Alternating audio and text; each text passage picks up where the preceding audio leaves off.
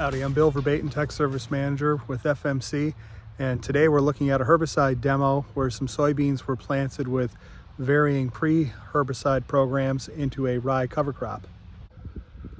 So this trial here is 4 weeks from application, and we're just going to go down each row and look at the different treatments.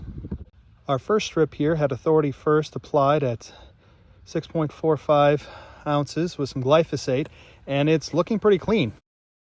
And there really isn't much for weed pressure here. Next up is Authority Edge at 7.9 ounces along with some glyphosate, and this is some very sandy soil, so these are the max rates for very light soil. But overall, looks pretty good for being a month after application. Now we have a strip where Authority Supreme was put out at 6.9 fluid ounces along with some glyphosate. A little mare's tail there, maybe a few little weeds. So slightly more weeds breaking in this one.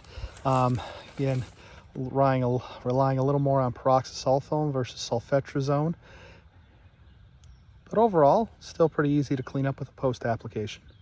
Now this strip just had 2.5 ounces of Anthem Max with some glyphosate. Not necessarily something we typically recommend, but a number of situations we'll see this happen, especially if the beans are up and nothing's been put out. So let's walk down this row. See a lot more lamb's quarter a month out, some carpet weed. Yeah, definitely a lot more carpet weed here. Might be some buckwheat, some grasses there.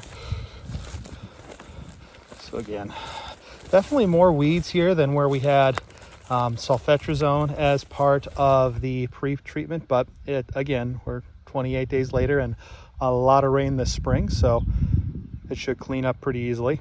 And now we look at where it was glyphosate alone that was put out to kill the cover crop, and you can see it is thick with lamb's quarters, carpet weed.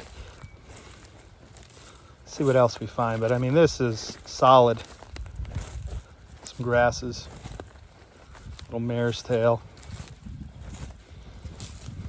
But again, even with cover crops, and this was a moderate amount of biomass, it's still important to have a effective residual chemistry applied, and pre's are a very good option for that.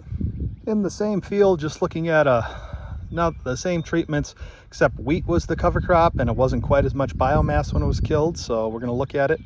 Glyphosate only, carpet weed, lamb's quarters, some common ragweed, a little bit of mare's tail, so maybe not quite as dirty as the other end was, but it still has broken after a month. This is Anthem Max and glyphosate.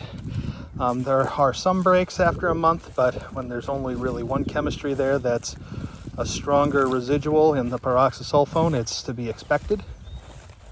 And again, we've had a lot of rain this spring.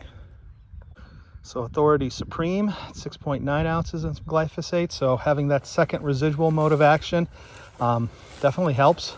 Not seeing as many broadleaf breaks out here. The occasional grass, but overall, not looking too bad. So now we have Authority Edge, 7.9, so a little more sulfetrazone on the acre versus peroxysulfone. And in this case, that extra sulfetrazone is doing a really nice job. Little bit of break here and there, but this so far is one of the better treatments.